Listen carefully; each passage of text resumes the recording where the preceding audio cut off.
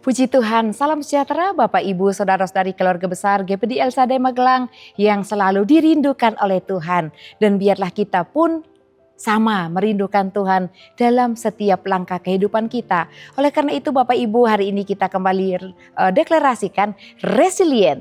Saya tangguh dalam Tuhan. Puji Tuhan, Tuhan Yesus kiranya terus memberkati kita menjadi umat-umatnya yang hidup tangguh di dalam iman. Mari Bapak Ibu yang diberkati Tuhan, segera kita melihat menu rohani kita hari ini dalam kitab 1 Samuel pasal 28. 1 Samuel pasal 28, saya akan mengajak kita bacanya agak lompat Bapak Ibu Saudara, tapi untuk Bapak Ibu dapat kesimpulan atau gambaran penuh dari firman Tuhan yang kita akan renungkan pada hari ini, Bapak Ibu bisa membacanya ayat 1 sampai ayat terakhir dalam 1 Samuel pasal 28. Kita akan membaca ayat 5, ayat 7 dan ayat 15. Saya bacakan untuk kita semua.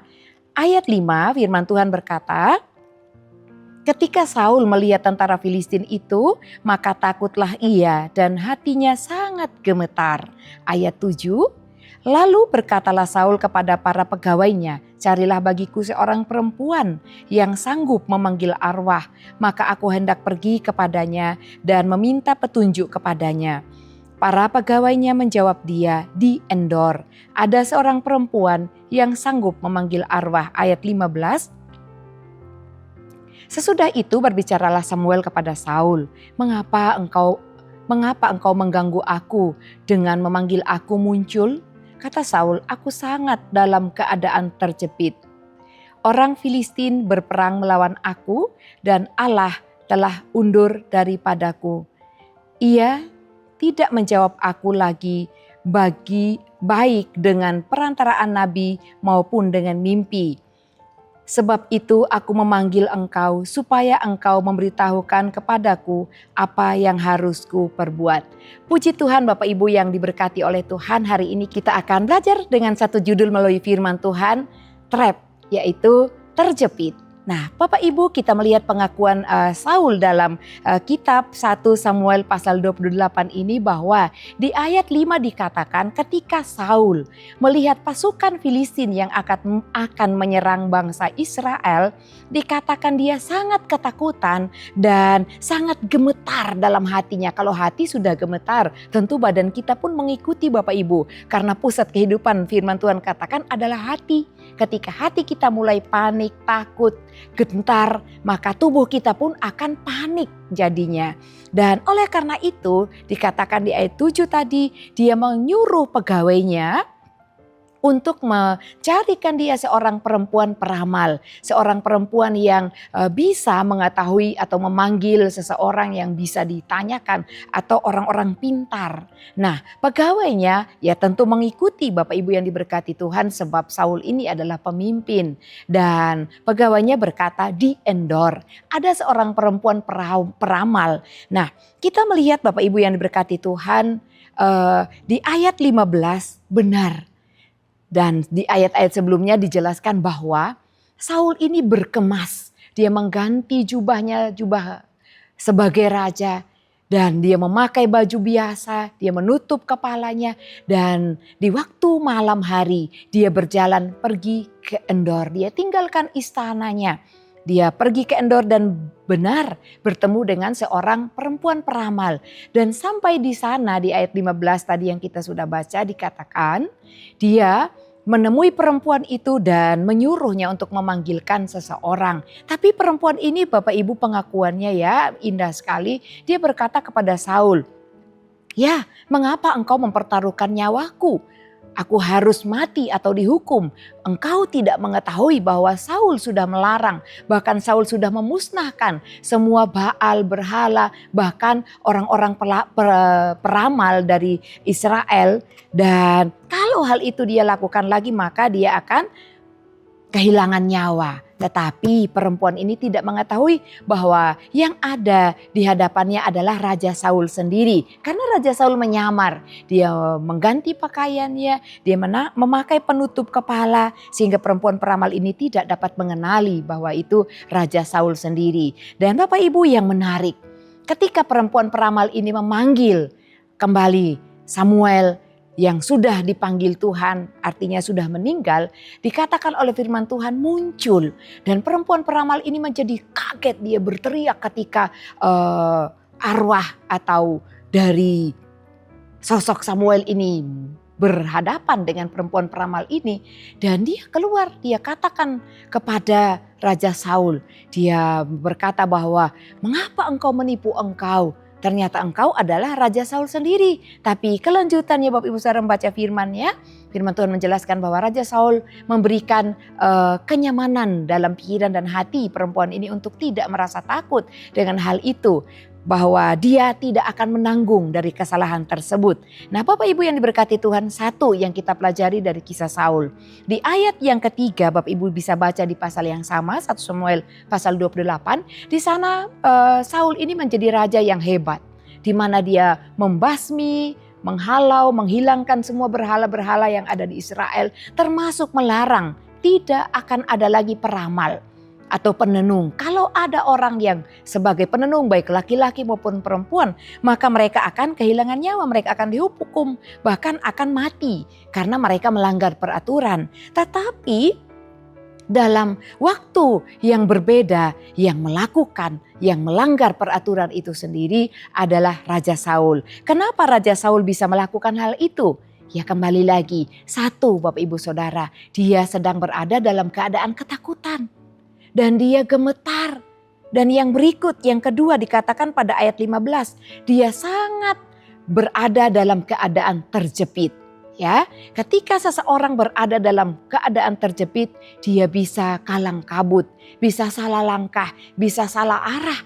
Oleh karena itu apa yang perlu kita lakukan ketika kita dalam keadaan terjepit? Firman Tuhan katakan dalam tinggal tenang terletak kekuatanmu.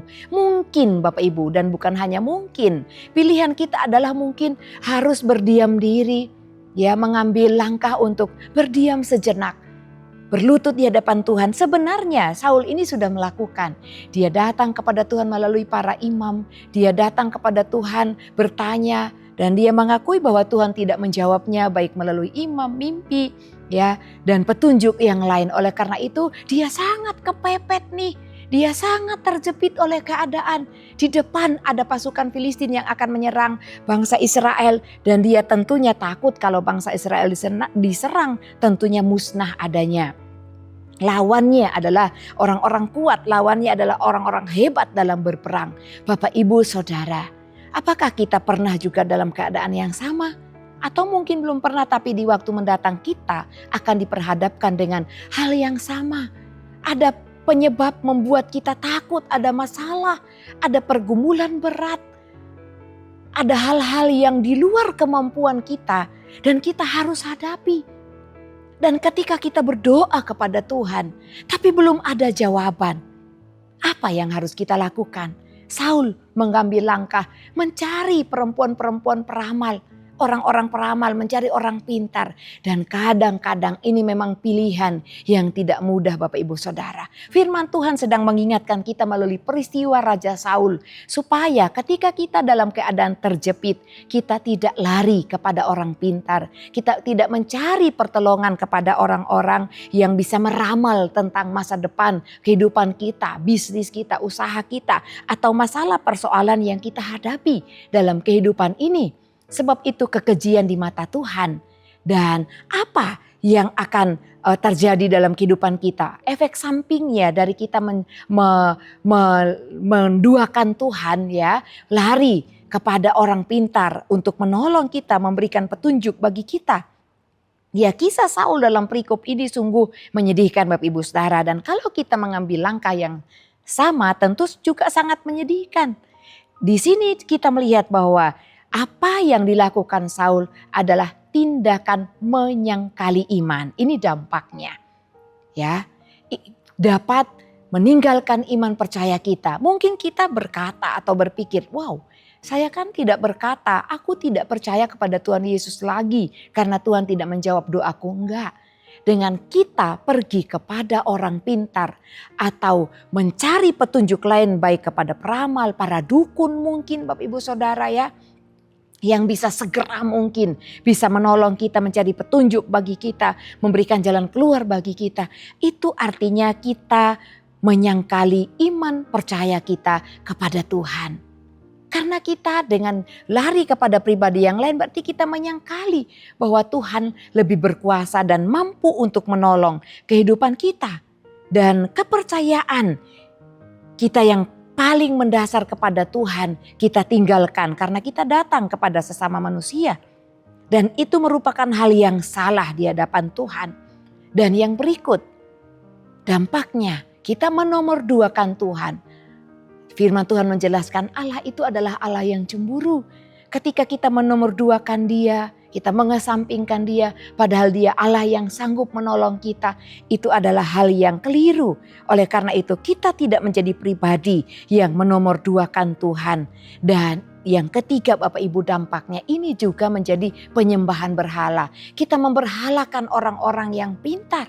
Padahal kepintaran manusia, kemampuan manusia, kehebatan manusia, sejauh apapun kehebatannya atau kemampuannya, semuanya tidak lain.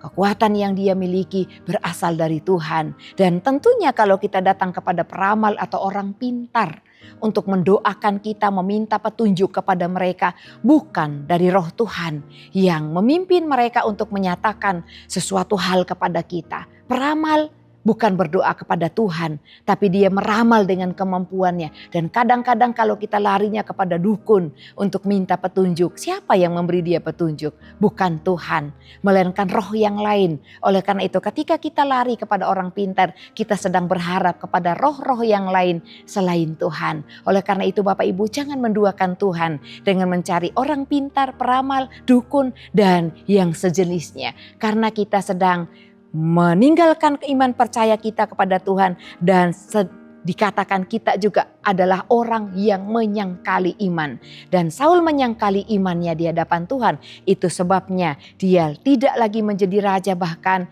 dia seorang yang